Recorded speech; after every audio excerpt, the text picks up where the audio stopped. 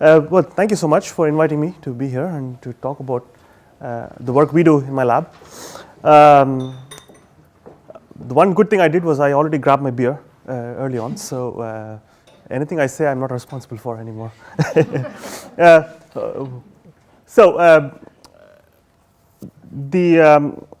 What we're trying to do in our lab is to create new forms of experiences. We're trying to engineer or build new experiences that generally people might think are unrealistic or not likely to happen. Okay, being engineers, we lack any vision, right? So we usually go to the cinemas, unlike the speakers before me who think about the brain and the human senses. We just go to the cinema, see something, go, hey, that's cool, let's build that. That's what we did, right? So we looked at this thing. 1974, Stark Expo model scanning complete set. How many buildings are So we saw this picture, we saw that scene over there. We thought, that's cool. Can we really build something that is possible at all, right? So the thing is, they make a lot of assumptions, right? I mean, when Tony Stark picks up this thing, first of all, there is this visual element there. He's not wearing any VR goggles or anything. But you can see a display that's clearly there that somehow feels like it's air, right? But if you think about it for maybe another 10 seconds, you realize that it's impossible for him to know where to pick up and hold and operate this with such maneuverability and fidelity if he didn't get any haptic or tactile feedback. If he didn't know where to grab it, how to touch it, how was he going to do this, right? So there should not only be a display there, but also some kind of a tactile or a haptic, the sense of touch element as well. So I hope at the end of this 15-20 minutes of my presentation, I can convince you that this is not so crazy and it's not so impossible. We can do it. So I'll skip this video. Let's start with soap bubbles. We all love soap bubbles. As kids, we play with them. And even as adults, we look for opportunities where we can play with soap bubbles. And the great thing is that it's just, well, it's a soap bubble, right? But what we wanted to do is, well, we thought, can we somehow use this soap bubble as a way in which we can create this kind of a mid-air display. It's just air that's captured around this thin film of soap, and I can move it wherever I want in space. So that's one of the things we wanted to try and do, right? So the idea was to be able to create a soap bubble like that, which is filled with some fog, and so you can project onto it, then you can see whatever information you want to see on it, and you pop it and it's gone, right? So here's the video. I think that's probably better.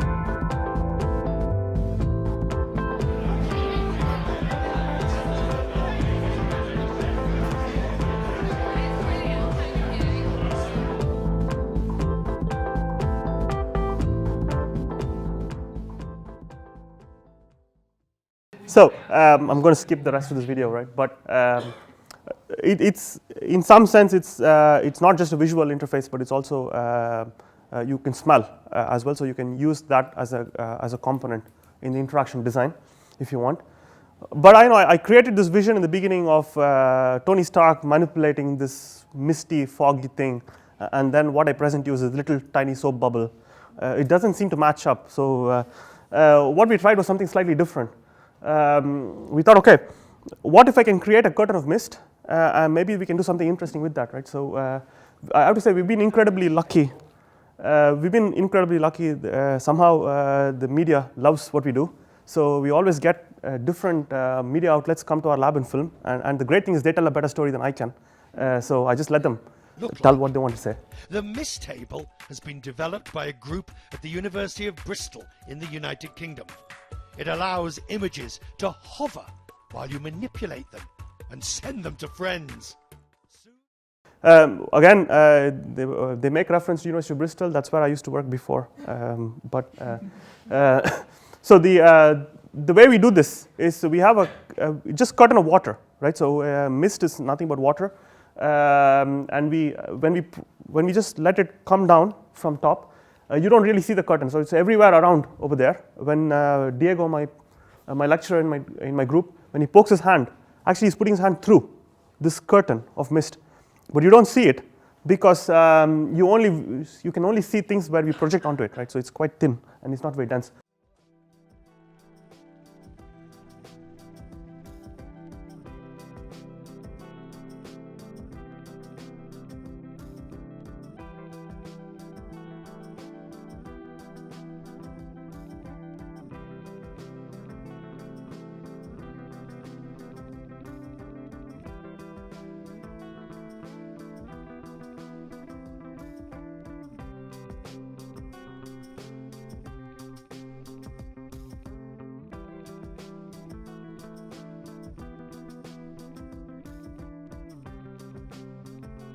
So it's quite a powerful system where we can do lots of interactions, not just 2D, but look, this looks like quite a realistic 3D setup.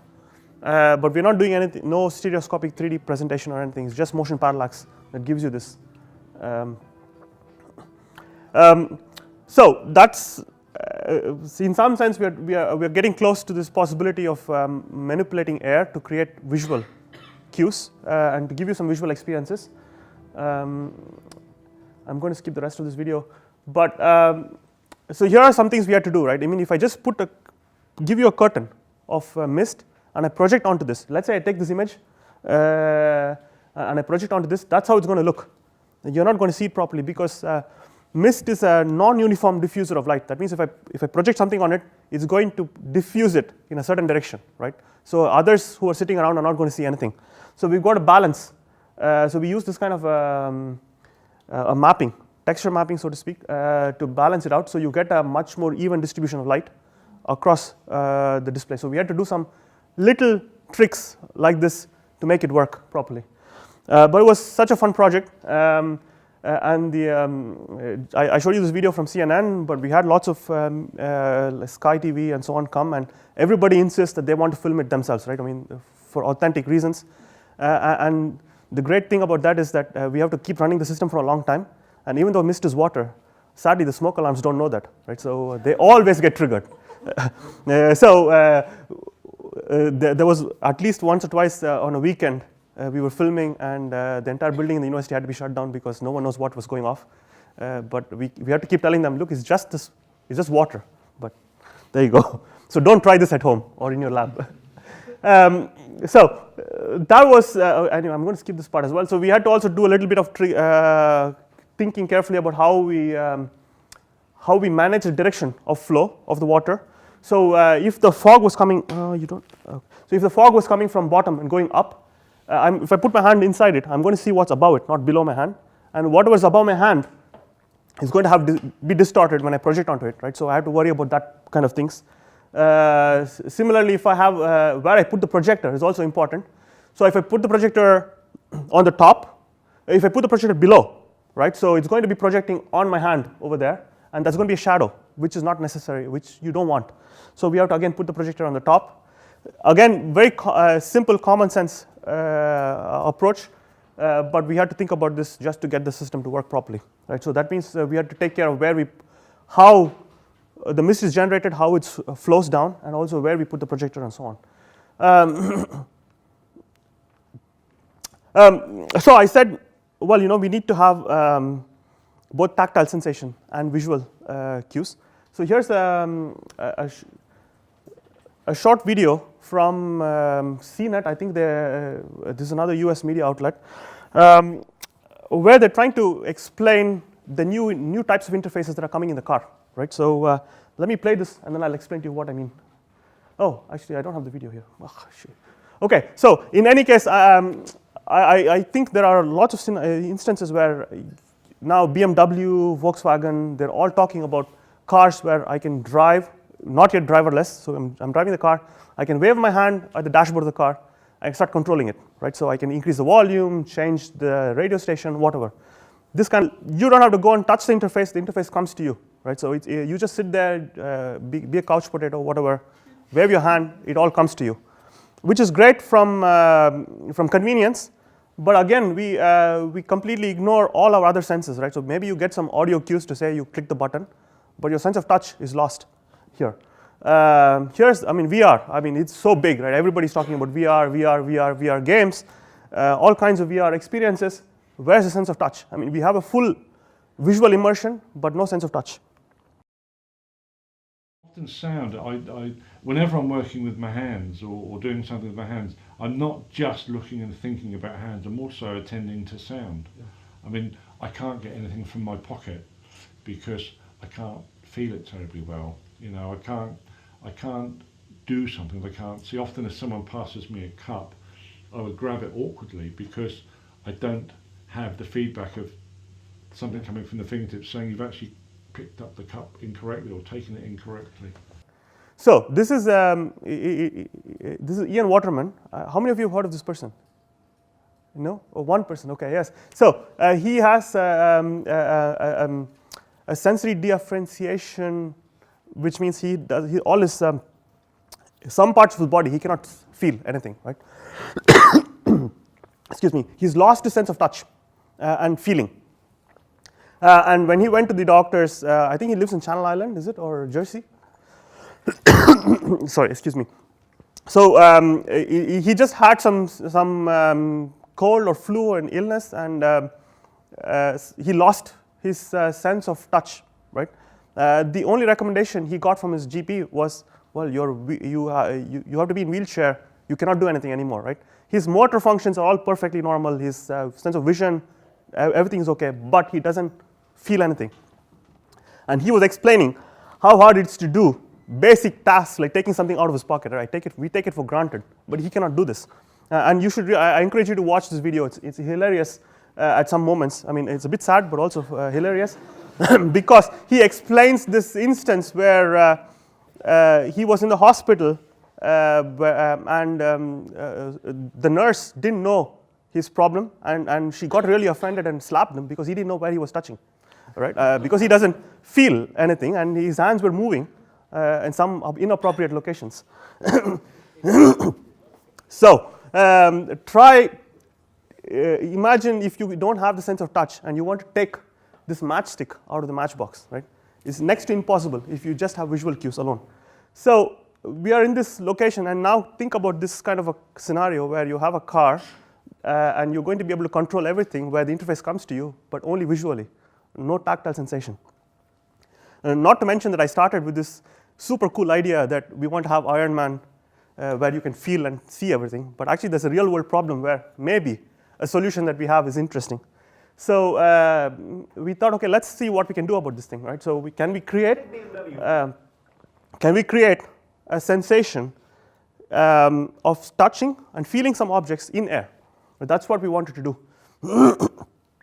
Excuse me. So for example, you have a laptop and you can move your hand above the laptop and also get the sense of touch on the laptop. So here's how we did it, right? So we sound is what we use. If you all go to a rock concert or any loud music place, you don't just hear the loud music, but you also feel it, right? So you feel it in your chest, you feel it in your body. What's happening is parts of your body are vibrating in resonance with this music, and you feel that vibration. Your chest is, you feel the loud music in your chest, right? So the only difference there and here is that those are low frequency sounds, so audible sound. So the wavelength is larger, and so you feel the whole body vibrating.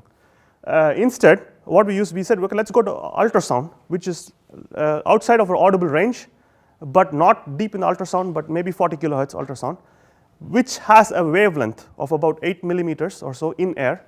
What that means is that if I focus this ultrasound, you will feel a point that is about 8 millimeter wide, okay?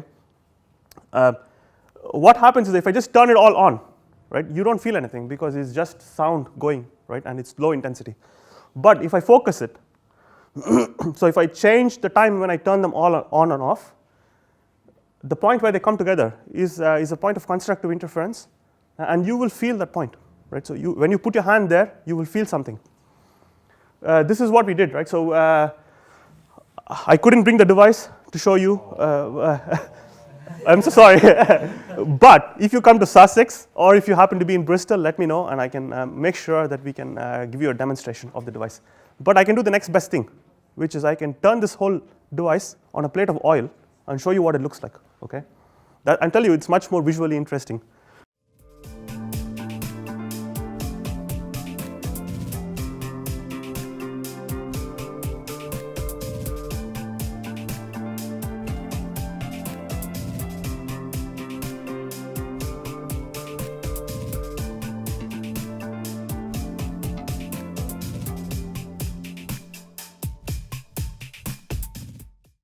So we can operate the device at really high speed, right? So we can do up to 10,000 frames per second.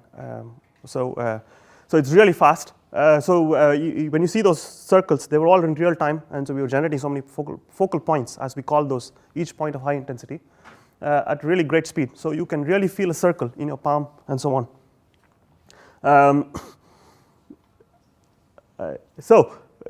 I told you we started with this vision of, well, let's do something that's cool. We suddenly found a market opportunity to do something, and the next thing that we did was I had this PhD student who had the crazy idea that let's do it. Let's go start a company, right? So that's what we did. We started a company in 2013 that's trying to sell mid-air haptic devices. And this is a video from our company, if it plays.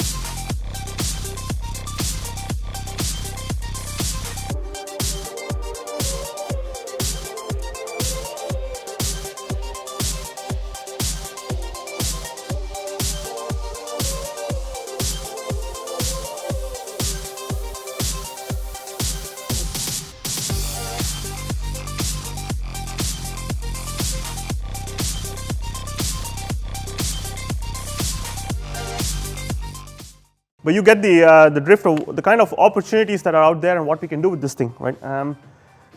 So let's change to something slightly different, right? The thing is, with what we're doing is we're manipulating sound, and what we're doing with manipulating sound is creating pressure waves. Okay, sound is a pressure wave, and we're manipulating this pressure wave.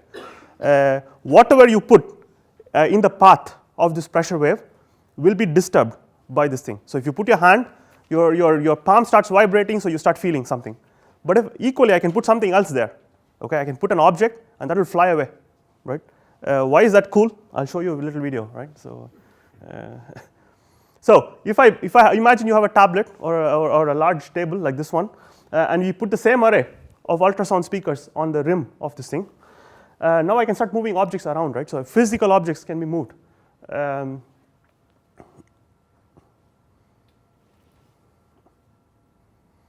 And we can do a little better. We can do two of them simultaneously.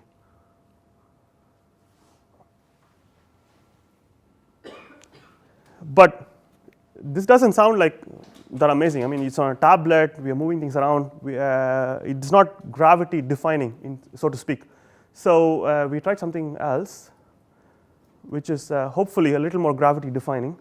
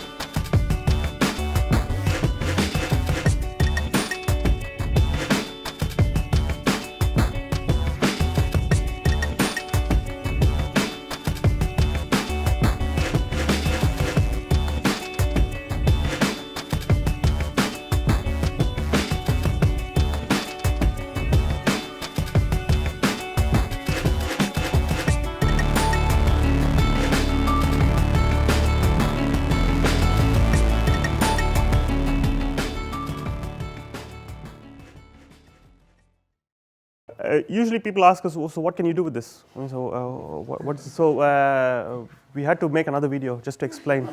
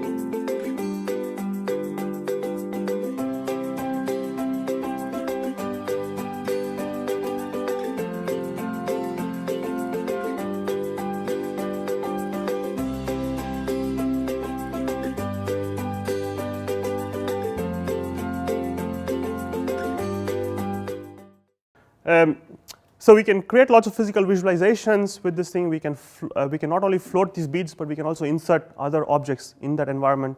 So you can give lots of color and so on.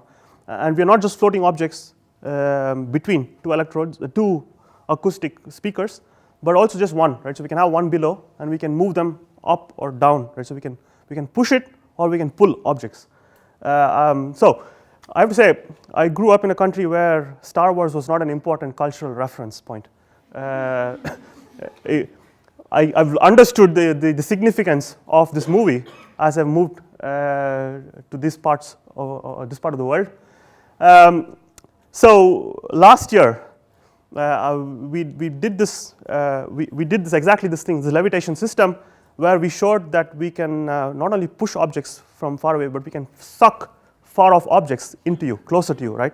I guess many of you know what this is. It's like the tractor beam. This is the this was I think from the BBC, where they said tractor beam grabs beads with sound waves, if I see this, oh yes, The Force Awakens was the best I've seen, right? So this is, I guess this is The Guardian, I think, where they talked about how the tractor beam becomes a reality. So that's your little Star Wars thing. But this is the same acoustic system that we built. So it's the same device. What we do is we trap an object with just one array. So there's one below, and we can trap the object.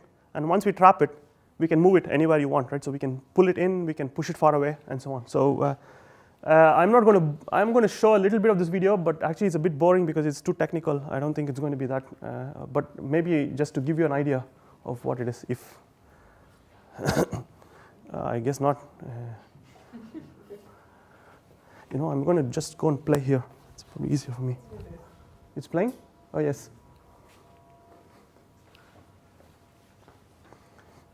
So